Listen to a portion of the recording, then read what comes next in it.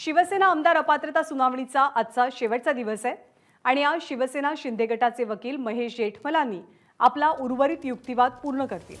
त्यानंतर शिंदे गट लेखी युक्तिवाद सादर करेल आणि आजची अध्यक्षांसमोरची सुनावणी पूर्ण होणार आहे। सर्वोच्च न्यायालयाने विधानसभेच्या अध्यक्षांना 10 जानेवारीपर्यंत अंतिम निकाल द्यावेत असे निर्देश दिलेत। आज सकाळी 8:45च्या आसपास या सुनावणीला सुरुवात होणार आहे। सुशांत सावंत आपल्या सोबत आहे। सुशांत, काल कोणत्या महत्त्वाच्या गोष्टी या सुनावणी दरम्यान समोर आल्या आणि आज लेखी युक्तिवाद पूर्णपणे सादर करण्याचा दिवस आहे, शेवटचा दिवस आहे। आजचा दिवस कसा महत्त्वपूर्ण आहे?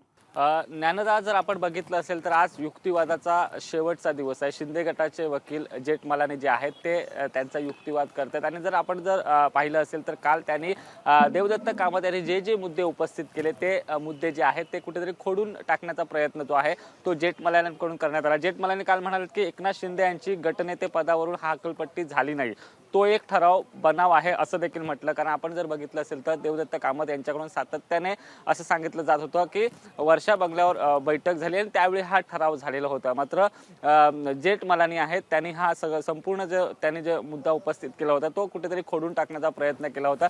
तसंच ज्या सह्या ज्या आहेत त्यावर देखील त्यांनी युक्तिवादात म्हटलंय की कुठेतरी खोटारडेपणा असल्याचं देखील त्यांनी म्हटलंय। हा बनाव सगळा रचला जात होता असं त्यांनी म्हटलंय। मात्र अशा पद्धतीने कोणतीही एकनाथ शिंदे यांची गटनेते पदावरून हकालपट्टी झाली नाही। त्यानंतर ते पुढे म्हणतात की वर्षा बंगल्यावर झालेल्या बैठकीतला ठराव बनाव असल्याचं सातत्याने ते त्यांच्या युक्तिवादात म्हणतात। आज आपण जर बघितलं असेल तर 2 सत्रात युक्तिवाद जो आहे तो होणार आहे। जेठमलानी आता थोड्याच वेळात युक्तिवादाला सुरुवात करतील। देवदत्त कामत यांनी जे प्रश्न उपस्थित केले, जे आपल्या युक्तिवादात जे म्हटलंय ते कुठेतरी खोडून टाकण्याचा हा प्रयत्न शिंदे गटाच्या वकिलांकडून होतोय। त्यामुळे आज नेमकं जेठमलानी काय बोलतायत ते देखील पाहणं तितकंच महत्त्वाचं ठरणार आहे। आपण जर बघितलं असेल तर सुनील प्रभू यांच्या व्हीपचा देखील मुद्दा जो आहे त्यांचा मुद्दा देखील उपस्थित केला जाऊ शकतो। त्यामुळे आता जेठमलानी आज नेमका काय आणखी युक्तिवाद करा ते देखील पाहणं तितकंच महत्त्वाचं ठरणार। ज्ञानदा, धन्यवाद सुशांत, या सगळ्या माहितीबद्दल। अपडेट्स वेळोवेळी जाणून घेत राहू।